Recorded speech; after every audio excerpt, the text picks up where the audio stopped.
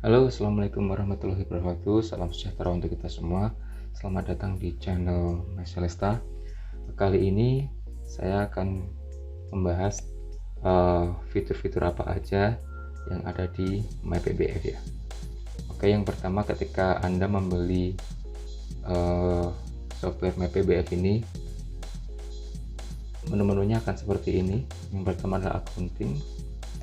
Sini ada accounting, ada header untuk akun ya, akun dari akuntansi, kemudian ada akunnya masing-masing, kemudian ada jurnal umum, ada validasi, ada budget anggaran, ada neraca awal, ada tutup buku, dan ada kelompok nih di aktiva tetap dan aktiva tetap sendiri, kemudian akumulasi penyusutan dan laporan-laporan ya.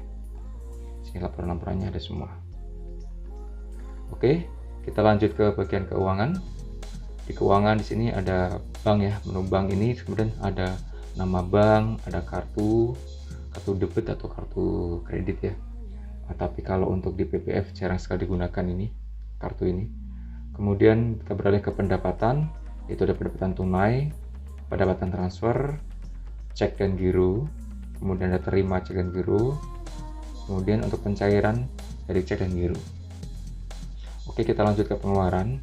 Di sini ada pengeluaran secara tunai, ada pengeluaran transfer, ada pengeluaran berupa cek dan giro, cek giro keluar, kemudian cek dan giro ini cair ya. Kemudian ada laporan-laporannya, di sini ada laporan-laporannya, bisa dilihat. Oke, kemudian kita lanjut ke bagian pembelian. Di pembelian itu ada supplier, ada pembelian itu sendiri, kemudian ada retur pembelian, hutang awal, dan laporan ya. Nah, di sini ada semua. Oke, kita lanjut ke bagian gudang. Bagian gudang ada kategori, ini bisa diisi oleh kategori, misalnya obat bebas, obat keras, obat psikotropika, prekursor dan lain-lain ya. Kemudian ada satuan, kemudian ada mereknya, kemudian ada barang atau obat di sini, kemudian barcode, kemudian ada harga jual berdasarkan kuantitas, kemudian ada setting harga jual, kemudian ada lagi konversi satuan ya. Jadi konversi satuan ini digunakan untuk bila mana satuan besar kita mau jual satuan kecil, misalnya box dari box ke tube atau ke strip atau bahkan ke tablet bisa seperti itu. Kemudian kita beralih ke bagian gudang. Itu ada gudang sendiri, itu nama-nama gudangnya apa aja, misalkan gudang pusat, gudang 1, gudang 2, gudang 3 dan sebagainya. Itu bisa multi gudang. Kemudian ada permintaan barang ya, ini permintaan barang dari gudang kepada bagian pengadaan seperti itu. Kemudian ada terima barang, setelah mulai pembelian kemudian akan diterima barang di gudang ini. Nah, setelah diterima barang, itu barang baru siap dijual ya, siap dijual. Kemudian beralih ke mutasi gudang, ada lagi revisi stok, barang hilang atau rusak. Ketika barang hilang atau rusak ini, barang itu sudah tidak bisa dijual lagi ya, itu akan dianggap sebagai kerugian. Nah, ini barang rusak atau hilang. Kemudian ada stok opnam, kemudian ada rakit barang jadi paket ya, seperti itu. Dan berikut laporannya. Oke, kita lanjut ke bagian penjualan. Bagian penjualan di sini ada menu pelanggan. Pelanggan itu terdiri dari kelompok, misalnya kelompok apotek Pareto, apotek reguler atau apotek lain. Itu nanti terserah dari perusahaan Anda ya. Kemudian ada pelanggan, kemudian ada jasa, ada sopir, dan ada truk ya, atau armadanya. Kemudian bagian penjualan ada promo penjualan. Promo penjualan ini jarang sekali dipakai ya untuk di PBF ya, tapi bisa juga dipakai, misalkan beli barang A dapat diskon sekian, atau beli barang A dapat barang B gitu, jadi bisa digunakan. Kemudian ada pemesanan, ini pesanan penjualan ya. Penjualan misalkan dari pesanan ada SP dari apotek, itu bisa diinfo di sini dulu.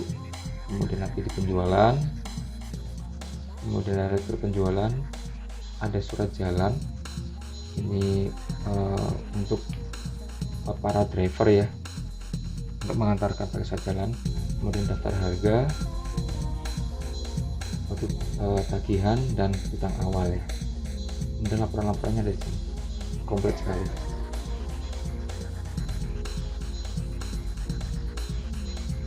Di sini ada laporan Dinkes. Ini bisa untuk laporan ke Dinkes dan juga untuk laporan e-report BBF ya. Sangat mudah sekali, cukup 1 menit ini bisa jadi semua kalau Anda memakai program ini. Sangat membantu untuk para apoteker ya, para penanggung jawab untuk melaporkan laporan e-report BBF-nya sebulan sekali nih. Biasanya nih ribet sekali bikin laporan ini, tapi dengan MyPBF dalam 1 menit bisa jadi semua. Oke, kemudian lanjut ke personalia. Personalia itu di bagian karyawan itu ada bagian, misalnya ini ada bagian gudang, apoteker, atau bagian admin, itu bisa jabatannya bisa nanti direktur, staf apa sebagainya. Kemudian ada hari kerjanya, ada jam kerja, kemudian ada karyawan, nama karyawan sendiri. Kemudian ada presensi, itu ada absen dan presensi ya, kehadirannya. Ini absen ini ketika karyawan izin ya, ini pakainya ini. Kemudian presensi dia akan menghitung jumlah kehadiran dan sebagainya nanti di sini. Kemudian di sini ada PPh 21 ya, pajak PPh 21. Di sini sudah kita inputkan, ini menganut dari tahun 2022 ya, terbaru. Ini penghasilan 0 sampai 50 tuh kenanya 5% dan seterusnya. Oke, kemudian kita lanjut ke PTKP. PTKP di tahun 2022 terbaru ya. Nah, ini tanggungan kawin, tidak kawin tanpa tanggungan itu PTKP-nya 50 juta. Nah, dan seterusnya ini kalau ditentangin berarti ini kawin, tidak punya anak. Nah, ini 58.500.000. Jadi 58.500.000 ya. Ini udah terbaru ya. Nanti bisa diupdate lagi ketika teman-teman ada peraturan baru, itu bisa diupdate lagi nanti. Bisa diisi sendiri. Oke, lanjut ke komponen gaji.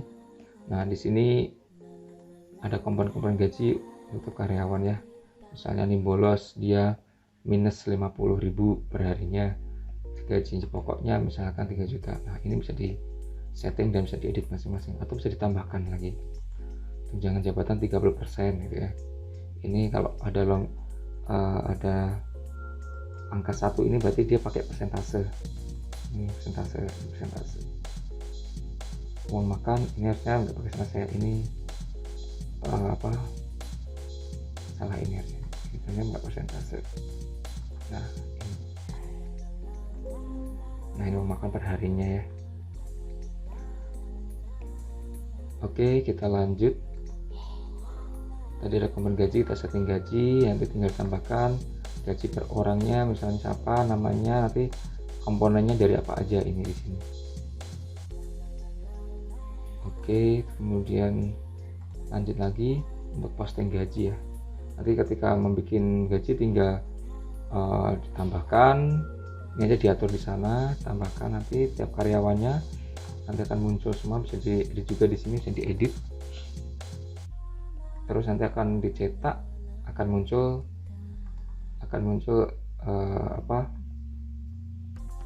slip gajinya. Oke, ini laporan-laporannya dari sini. Oke, lanjut ke setup.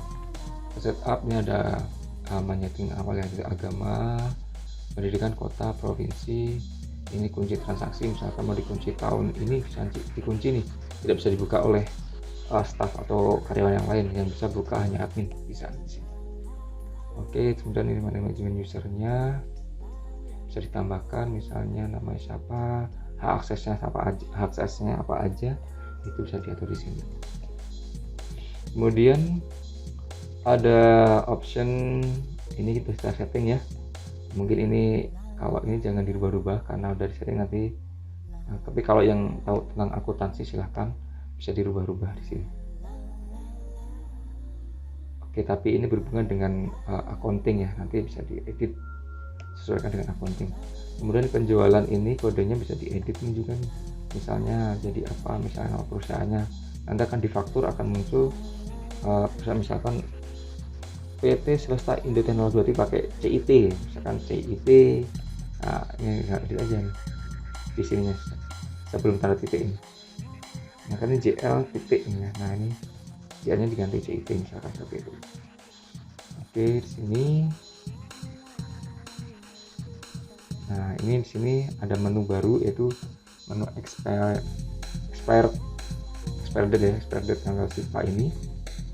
Tanggal kadaluarsa SIPA ini berfungsi ketika SIPA pelanggan atau konsumen atau customer itu apotek itu habis, dia tidak bisa transaksi, akan mengingatkan bahwa ini sudah expired, harus diperbarui SIPA-nya. Nah, ini ada ya. Tapi kalau ini tidak di checklist, berarti bisa terus transaksi tanpa ada peringatan bahwa itu sudah expired SIPA-nya. Oke, kita lanjut. Sini ada reset transaksi sini. Ketika mau melakukan reset atau mau ulang lagi perusahaan seperti awal, yang seperti ini, nanti bisa di reset. Kemudian ada database, ada backup, dan ada restore. Ada backup, ada restore ya. Oke. Nah, kemudian ketika ada masalah atau ada mau update dan sebagainya, atau mau upgrade sesuai dengan kebutuhan, mau custom sesuai dengan kebutuhan Anda, perusahaan Anda, bisa hubungi di ini ya, kontak informasi ini. Perlu diinformasikan bahwa database dari MyPBF ini bisa online dan bisa offline. Jadi bisa, kalau online bisa diakses dimanapun, dan offline hanya untuk local host. Baik, terima kasih. Assalamualaikum warahmatullahi wabarakatuh.